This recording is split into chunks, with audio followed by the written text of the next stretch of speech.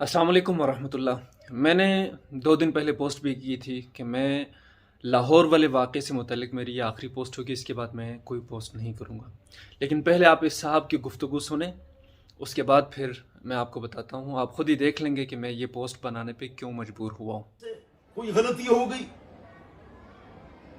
तो अवाम ने उनसे कटना नहीं है, क्यों? इंसान है वो। हुजूर अकरम सल्लल्लाहु अलैहि वसल्लम के ज़माने में, पाक ज़माने में क्या ऐसे वाक़यात पाक महफूज अनिल ख़ता लोगों से नहीं हुए? एक मशहूर आलिम दीन है और उसकी सारी चीज़ें, हालात, वाक़यात सुबह शाम मुफ्ती साहब के हमारे ऊपर वाज़े हैं, और उनको नशे में, चाय में नशा दिया गया। वीडियो के अंदर साफ मौजूद है कि वो उसकी हरकतें बेकसद हैं। हमको उनके साथ देना चाहिए, लेकिन उसको वायरल करना और एक आलिम को, मुफ्ती को जलील करना, ये काम उलमा का नहीं, नेक लोगों का नहीं, मुसलमानों का नहीं। ऐसी सेकुलर एथियस्ट कुव्वतें मौजूद हैं जो दिन रात बदकारियां करते हैं, जिना करते हैं, लिवातत करते हैं, शराब पीते हैं, वो मुआशरे में बदनाम है। ऐसे वाक़े लेकर उसको वायरल करते हैं। तो तुम्हारे नजदीक तो ये नाजायज है ही नहीं। तुम तो दिन रात लगे रहते हो। तुम्हारे नजदीक तो ये वो लोग दीनदार तबके को अल्लाह ताला कुरान मजीद में इरशाद फरमाते हैं, अऊज़ु बिल्लाहि मिनश शैतानिर रजीम, बिस्मिल्लाहिर रहमानिर रहीम, वतआवनु अलल बिर्रि वत्तक़वा वला तआवनु अलल इस्मि वल उद्वान वत्तक़ुल्लाह इन्नल्लाहा शदीदुल इक़ाब। वतआवनु अलल बिर्रि वत्तक़वा, कि एक दूसरे की मदद करो नेकी के कामों में। वला तआवनु अलल इस्मि वल उद्वान, और बुरे काम और गुनाह के कामों में एक दूसरे की मदद ना करो, एक दूसरे की बाहमी इमदाद ना करो। वत्तक़ुल्लाह, अल्लाह से डरते रहो। इन्नल्लाहा शदीदुल इक़ाब, बेशक अल्लाह ताला की पकड़ सख्त है। ज़ालिमो, तुम तो यहूद और नसारा के उन उलमा से भी बदतर अपने आप को साबित करने की कोशिश कर रहे थे, जो अपनी मनमानी और अपने मफाद की खातिर अल्लाह के अहकामात को बदलने की कोशिश कर रहे थे। तुम अपने करतूतों को, अपने कालो करतूतों को छुपाने के लिए सहाबा किराम की गुस्ताखी करने के लिए चले हो। अगर यही काम कोई और करता है तो फिर हम उसको गुस्ताख सहाबा भी कह देते हैं, सब कुछ कह देते हैं। तो जब तुम इस तरह की हरकतें करोगे तो तुम सहाबा किराम के गुस्ताख नहीं हो।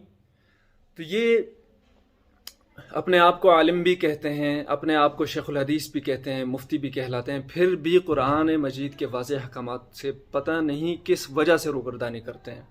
सिर्फ एक वजह हमें समझ आती है कि ये उसने जो बकवास मिसाल वो देने की कोशिश की, उस तरफ मैं बाद में आऊँगा। पहले मैं आपको ये वाज़ेह करना चाहूँ कि ये वो लोग हैं जिनके आमाल एक जैसे हैं। अब आप यहाँ पे कहेंगे कि भाई आप दूसरे मुसलमान के बारे में बदगुमानी करते हैं, तो भाई अगर हम बदगुमानी करने पे मजबूर हो जाते हैं, किस वजह से इस तरह की चीज़ों को डिफेंड किया जाता है, जस्टिफाई करने की कोशिश की जाती है। अगर यही काम किसी और स्कूल और कॉलेज में होता है, किसी दुनियादार बंदे से होता है, तो उसको यही लोग उठ के गुस्ताख भी करार देते हैं, उसको काफिर भी बना देते हैं, जिंदीक भी बनाते हैं, मुर्तद भी बना देते हैं।